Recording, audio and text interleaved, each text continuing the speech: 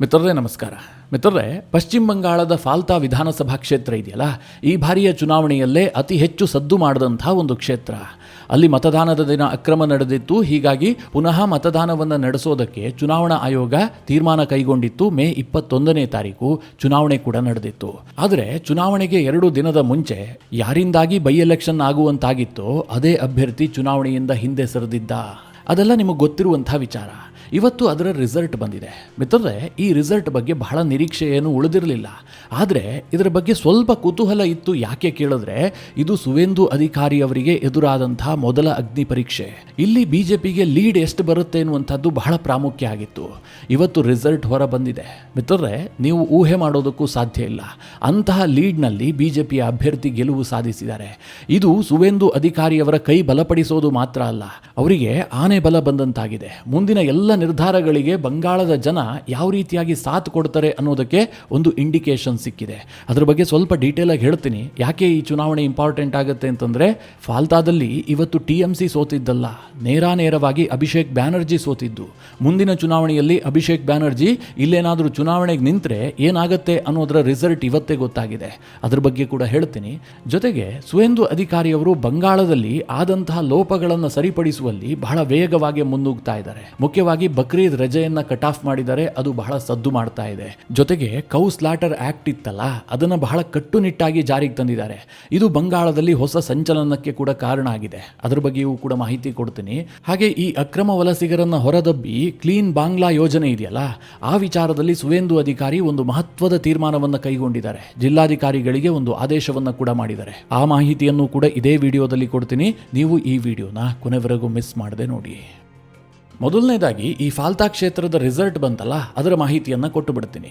ಬಿಜೆಪಿಯ ಅಭ್ಯರ್ಥಿ ದೇಬಾಂಶು ಪಾಂಡಾ ಇವತ್ತು ಬರೋಬ್ಬರಿ 1,09,021 ಮತಗಳ ಅಂತರದಿಂದ ಪ್ರಚಂಡ ದಿಗ್ವಿಜಯ ಸಾಧಿಸಿದ್ದಾರೆ.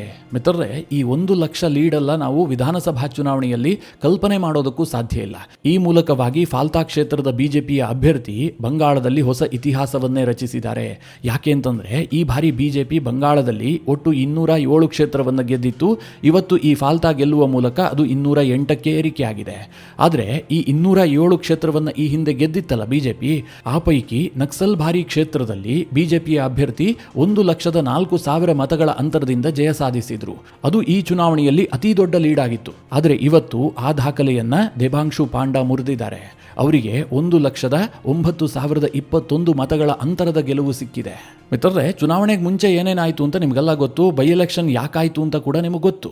ಆದರೆ ಚುನಾವಣೆಗೆ 2 ದಿನ ಮುಂಚೆ TMCಯ ಅಭ್ಯರ್ಥಿ ಜಹಾಂಗೀರ್ ಖಾನ್ ಒಂದು ತೀರ್ಮಾನವನ್ನು ಕೈಗೊಂಡಿದ್ದ. ನಾನು ಈ ಚುನಾವಣೆಯಲ್ಲಿ ಅಭ್ಯರ್ಥಿ ಆಗಿರೋದಿಲ್ಲ, ನಾನು ಹಿಂದಕ್ಕೆ ಸರಿತಾ ಇದ್ದೀನಿ ಅಂತ ಪ್ರೆಸ್ ಮೀಟ್ ಮಾಡೇ ಅನೌನ್ಸ್ ಮಾಡಿದ್ದ. ನಿಮಗೆಲ್ಲ ಗೊತ್ತೇ ಇದೆ ಮಿತ್ರರೇ, ಯಾವುದೇ ಚುನಾವಣೆಯಲ್ಲಿ ನಾಮಪತ್ರ ಹಿಂತೆಗೆದುಕೊಳ್ಳುವಂತಹ ದಿನಾಂಕ ಮುಗಿದು ಹೋದ ಬಳಿಕ ಅಧಿಕೃತವಾಗಿ ಆ ಅಭ್ಯರ್ಥಿ ಎಕ್ಸಿಟ್ ಆಗೋದಕ್ಕೆ ಸಾಧ್ಯ ಇಲ್ಲ. EVMನಲ್ಲಿ ಆ ಪಕ್ಷದ ಚಿಹ್ನೆಯೂ ಇರುತ್ತೆ, ಆ ವ್ಯಕ್ತಿಯ ಹೆಸರು ಕೂಡ ಇರುತ್ತೆ.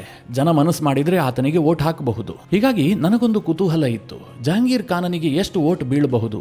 ಯಾಕೆ ಅಂತಂದ್ರೆ, ಈ ಫಾಲ್ತಾ ಕ್ಷೇತ್ರ ಇದೆಯಲ್ಲ, ಇದು TMCಯ ಭದ್ರಕೋಟೆ. ಬಿಜೆಪಿ ಅಲ್ಲಿ ಇತಿಹಾಸದಲ್ಲೇ ಗೆದ್ದಿಲ್ಲ. ಒಮ್ಮೆಯೂ ಕೂಡ ಬಿಜೆಪಿಗೆ ಅಲ್ಲಿ ಲೀಡ್ ಸಿಕ್ಕಿಲ್ಲ. 2014, 2019, 2024 ಈ ಲೋಕಸಭಾ ಚುನಾವಣೆಯಲ್ಲೂ ಕೂಡ ಈ ಕ್ಷೇತ್ರದಲ್ಲಿ ಲೀಡ್ ಸಿಕ್ಕಿರಲಿಲ್ಲ. ಅಷ್ಟರ ಮಟ್ಟಿಗೆ ಈ ಫಾಲ್ತಾ ಕ್ಷೇತ್ರ TMCಯ ಭದ್ರಕೋಟೆ ಆಗಿತ್ತು. ಹೀಗಾಗಿ ಜನ ಒಂದಷ್ಟು ಸಂಖ್ಯೆಯಲ್ಲಾದರೂ ಈ ಜಹಾಂಗೀರ್ ಖಾನನಿಗೆ ವೋಟ್ ಹಾಕಿಯೇ ಹಾಕ್ತಾರೆ ಅಂತ ನನ್ನ ಭಾವನೆಯಾಗಿತ್ತು. ಅದು ನಿಜ ಆಗಿದೆ. ಆದರೆ ಬಹಳ ಕಡಿಮೆ ಸಂಖ್ಯೆಯಲ್ಲಿ ವೋಟ್ ಹಾಕಿದ್ದಾರೆ. ಜಹಾಂಗೀರ್ ಖಾನನಿಗೆ 7,783 ಮತಗಳು ಸಿಕ್ಕಿದೆ. ಇನ್ನು ಜಹಾಂಗೀರ್ ಖಾನ್ ಕಣದಿಂದ ಹಿಂದೆ ಸರಿದ ಕಾರಣದಿಂದಾಗಿ ಆ ಕ್ಷೇತ್ರದಲ್ಲಿದ್ದಂತಹ ಮುಸ್ಲಿಂ ಮತದಾರರಿಗೆ ಗೊಂದಲ ಉಂಟಾಗಿತ್ತು. ಬಹುತೇಕರು ವೋಟಿಂಗಿಗೆ ಬಂದಿರಲಿಲ್ಲ. ಬಂದಂಥವರು CPM ಮತ್ತು ಕಾಂಗ್ರೆಸ್ಗೆ ವೋಟ್ ಒತ್ತಿದ್ದಾರೆ ಎನ್ನುವಂಥದ್ದು ಕನ್ಫರ್ಮ್ ಆಗ್ತಾ ಇದೆ. ಯಾಕೆ ಅಂತಂದ್ರೆ, CPMನ ಅಭ್ಯರ್ಥಿಗೆ ಅಚ್ಚರಿಯ ರೀತಿಯಲ್ಲಿ 40,645 ಮತಗಳು ಸಿಕ್ಕಿದಾವೆ. ಹಾಗೆ ಕಾಂಗ್ರೆಸ್ನ ಅಭ್ಯರ್ಥಿಗೆ 10,084 ಮತಗಳು ಸಿಕ್ಕಿದಾವೆ. ನಾನು ಯಾಕೆ ಇದನ್ನ ಹೇಳಿದೆ ಅಂತಂದ್ರೆ, ಒಂದು ವೇಳೆ ಬಿಜೆಪಿಯನ್ನ ಸೋಲಿಸಬೇಕು, ಮಮತಾ ಬ್ಯಾನರ್ಜಿ ಅವರು ಹೇಳೋದ್ರಲ್ಲ, ಬಂಗಾಳದಲ್ಲಿ ವೋಟ್ ಎಲ್ಲ ಲೂಟ್ ಆಗಿದೆ ಅಂತ.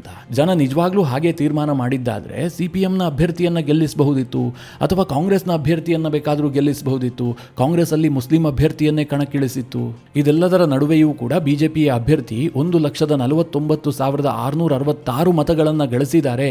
1,09,021 ಮತಗಳ ಅಂತರದಲ್ಲಿ ಗೆದ್ದಿದ್ದಾರೆ ಅಂತಂದ್ರೆ, ಸುವೇಂದು ಅಧಿಕಾರಿ ಅವರು ಕಳೆದ 15 ದಿನಗಳಲ್ಲಿ CM ಆಗಿ ಕೈಗೊಂಡಂತಹ ನಿರ್ಧಾರದ ಬಗ್ಗೆ ಜನರಿಗೆ ಬಹಳ ಖುಷಿ ಇದೆ.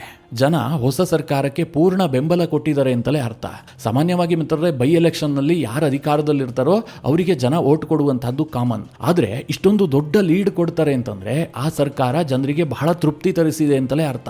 ಮಿತ್ರರೇ, ಈ ಫಾಲ್ತಾದ ರಿಸಲ್ಟ್ ಇದೆಯಲ್ಲ, ಇದು ಕೇವಲ ಫಾಲ್ತಾ ಕ್ಷೇತ್ರಕ್ಕೆ ಮಾತ್ರ ಸೀಮಿತ ಆಗಿಲ್ಲ. ನಾನು ಆರಂಭದಲ್ಲೇ ನಿಮ್ಗೆ ಹೇಳಿದ್ದೆ, ಇದು ಬಹಳ ಇಂಪಾರ್ಟೆಂಟ್. ಯಾಕಾಗತ್ತೆ ಕೇಳಿದ್ರೆ, ಇದು ದಕ್ಷಿಣದ 24 ಪರಗಣ ಜಿಲ್ಲೆಯಲ್ಲಿ ಬರುವಂತಹ ಒಂದು ವಿಧಾನಸಭಾ ಕ್ಷೇತ್ರ.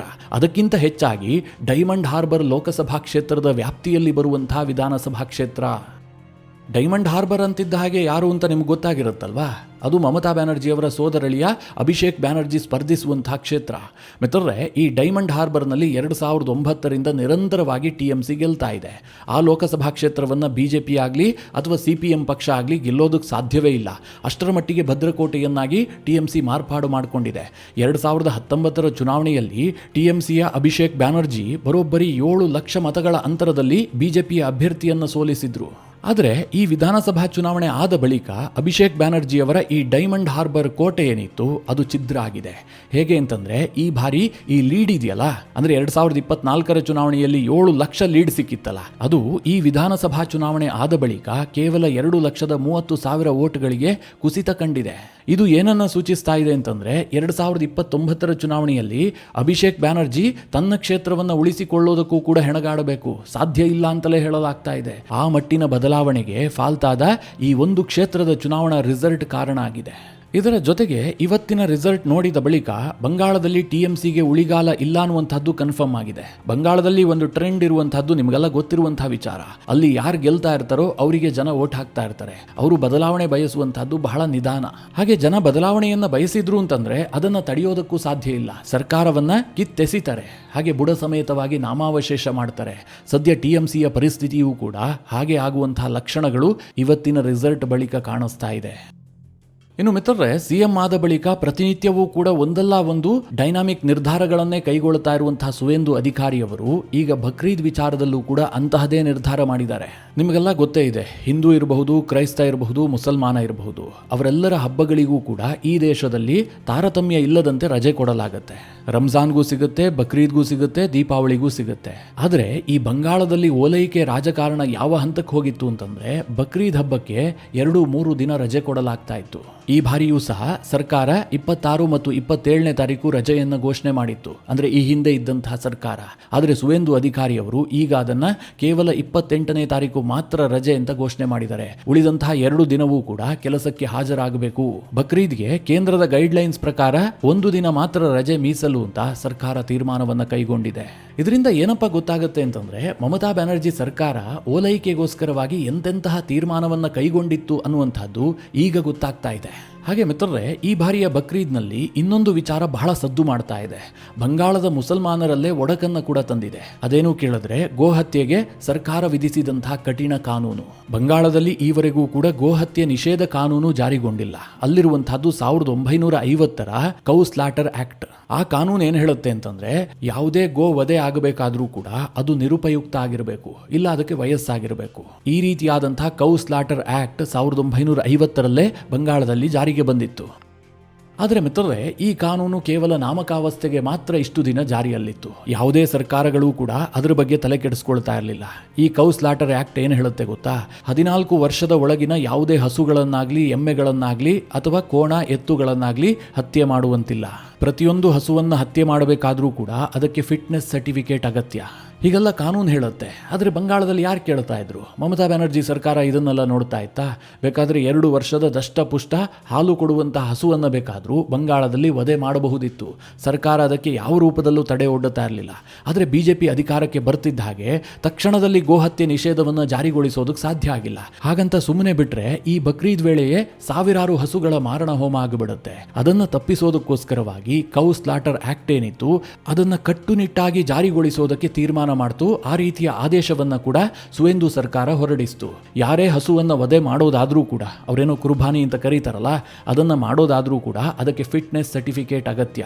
ಒಂದು ವೇಳೆ ವೈಲೇಷನ್ ಮಾಡಿದ್ದೆ ಆದ್ರೆ ಅದಕ್ಕೆ ಶಿಕ್ಷೆ ಆಗುತ್ತೆ ಅಂತ ಘೋಷಣೆ ಮಾಡಿದ್ರು. ಸುವೇಂದು ಅಧಿಕಾರಿ ಸರ್ಕಾರದ ಈ ಆದೇಶ ಬಂಗಾಳದಲ್ಲಿ ತಲ್ಲಣ ಸೃಷ್ಟಿ ಮಾಡಿಬಿಡ್ತು. ಅವರು ಕೋರ್ಟಿಗೂ ಕೂಡ ಹೋಗಿದ್ದಾರೆ. ನೋಡ್ಬೇಕು ಮುಂದೇನಾಗತ್ತೆ, ಎಷ್ಟರ ಮಟ್ಟಿಗೆ ಸುವೇಂದು ಸರ್ಕಾರ ಗೋಹತ್ಯೆಯನ್ನ ತಡೆಯುತ್ತೆ ಅಂತ.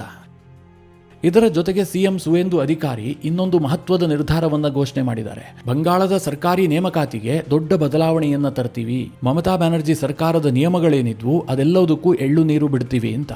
ಮಿತ್ರರೇ, ಇದೊಂದು ನಿರ್ಧಾರವನ್ನ ಸರ್ಕಾರ ಮಾಡಲೇಬೇಕಾಗಿತ್ತು.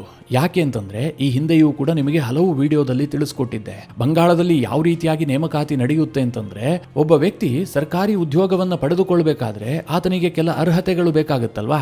ಇಂತಿಂತಹ ಎಕ್ಸಾಮ್ ಅನ್ನ ಪಾಸ್ ಮಾಡಬೇಕು, ಇಷ್ಟು ರ್ಯಾಂಕ್ ನ ಒಳಗೆ ಬಂದಿರಬೇಕು, ಹೀಗೆ ಒಂದಷ್ಟು ಅರ್ಹತೆಗಳಿರ್ತವೆ. ಬಂಗಾಳದಲ್ಲಿ ಆ ಅರ್ಹತೆ ಏನು ಗೊತ್ತಾ? ಟಿಎಂಸಿಯ ಕಾರ್ಯಕರ್ತ ಆಗಿರಬೇಕು. ಮಮತಾ ಬ್ಯಾನರ್ಜಿ ಅವರು ಅಧಿಕೃತವಾಗಿ ಈ ಆದೇಶವನ್ನ ಹೊರಡಿಸಿರಲಿಲ್ಲ, ಆದರೆ ನಡೀತಾ ಇದ್ದಿದ್ದು ಹಾಗೆ.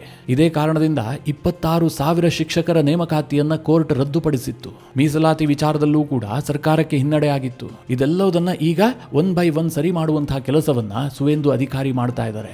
ಬಂಗಾಳದಲ್ಲಿ ಸರ್ಕಾರಿ ಉದ್ಯೋಗಕ್ಕೆ ನೇಮಕಾತಿ ಆಗಬೇಕಾದ್ರೆ ಹೊಸ ನಿಯಮವನ್ನೇ ಜಾರಿಗೆ ತರುವುದಕ್ಕೆ ಸರ್ಕಾರ ನಿರ್ಧಾರ ಮಾಡಿದೆ.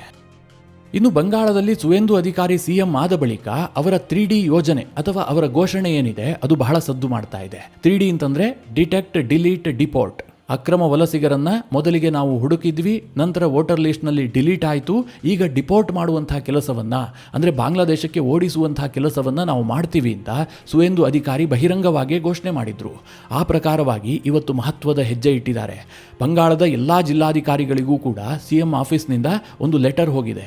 ಅದೇನು ಕೇಳಿದ್ರೆ, ಈ ಡಿಪೋರ್ಟ್ ಮಾಡೋದಕ್ಕೆ ಮುಂಚೆ ಯಾರನ್ನೆಲ್ಲ ಗುರುತು ಮಾಡಲಾಗುತ್ತೋ, CAA ವ್ಯಾಪ್ತಿಗೆ ಬರದಂತಹ ಅಕ್ರಮ ವಲಸಿಗರು ಯಾರ್ಯಾರಿದ್ದಾರೋ ಅಂಥವರನ್ನ ಗುರುತು ಮಾಡಿ ಸದ್ಯಕ್ಕೆ ಇಡೋದಕ್ಕೋಸ್ಕರವಾಗಿ ಎಲ್ಲಾ ಜಿಲ್ಲಾ ವ್ಯಾಪ್ತಿಯಲ್ಲೂ ಕೂಡ ಹೋಲ್ಡಿಂಗ್ ಸೆಂಟರ್ಗಳನ್ನು ಆರಂಭ ಮಾಡಿ, ಅಂದ್ರೆ ತಾತ್ಕಾಲಿಕ ಜೈಲುಗಳು ಈ ತಕ್ಷಣದಿಂದಲೇ ಆರಂಭ ಮಾಡಿ ಅಂತ ಹೇಳ್ಬಿಟ್ಟು ಸುವೇಂದು ಅಧಿಕಾರಿ ಆದೇಶ ಹೊರಡಿಸಿದ್ದಾರೆ. ಇದರ ಅರ್ಥ ಏನು ಕೇಳಿದ್ರೆ, ಈ ರೋಹಿಂಗ್ಯಾಗಳಿರಬಹುದು ಅಥವಾ ಅಕ್ರಮ ಬಾಂಗ್ಲಾದೇಶಿ ವಲಸಿಗರಿರಬಹುದು, ಇವರ ವಿರುದ್ಧವಾಗಿ ಸರ್ಕಾರ ಕೇವಲ ಬಾಯಿ ಮಾತಿಗೆ ಏನೂ ಹೇಳ್ತಾ ಇಲ್ಲ. ಸರ್ಕಾರ ಈಗಾಗಲೇ ಫೀಲ್ಡಿಗಿಳಿದಿದೆ, ಅವರು ಕೆಲಸವನ್ನು ಆರಂಭಿಸಿದ್ದಾರೆ ಎನ್ನುವಂಥದ್ದು ಕನ್ಫರ್ಮ್ ಆಗ್ತಾ ಇದೆ. ಮಿತ್ರರೇ, ಇದಿಷ್ಟು ಫಾಲ್ತಾದ ಚುನಾವಣಾ ಫಲಿತಾಂಶ ಮತ್ತು ಸುವೇಂದು ಅಧಿಕಾರಿಯವರ ಇತ್ತೀಚಿನ ಆದೇಶಗಳ ಕುರಿತಾಗಿ ಒಂದಿಷ್ಟು ಮಾಹಿತಿ. ಈ ವಿಚಾರದ ಕುರಿತಾಗಿ ನಿಮ್ಮ ಅನಿಸಿಕೆ ಅಭಿಪ್ರಾಯಗಳೇನು ಕಮೆಂಟ್ ಮಾಡುವ ಮೂಲಕ ನಮಗೆ ತಿಳಿಸಿ. ಹಾಗೆ ನಿಮಗೆ ಈ ವಿಡಿಯೋ ಇಷ್ಟವಾದರೆ ಲೈಕ್ ಮಾಡಿ. ಜೊತೆಗೆ ನೀವಿನ್ನೂ ನಿಮ್ಮ ನೆಚ್ಚಿನ ಸಂಸ್ಕಾರ ಸೌರಭ ಯೂಟ್ಯೂಬ್ ಚಾನಲ್ನ ಸಬ್ಸ್ಕ್ರೈಬ್ ಮಾಡಿಲ್ಲ ಅಂತಾದರೆ ಈ ಕೂಡಲೇ ಸಬ್ಸ್ಕ್ರೈಬ್ ಮಾಡಿ. ಮುಂದಿನ ಎಲ್ಲ ಅಪ್ಡೇಟ್ಗಳ ನೋಟಿಫಿಕೇಷನ್ಗಾಗಿ ಬೆಲ್ ಐಕಾನ್ ಒತ್ತಿ.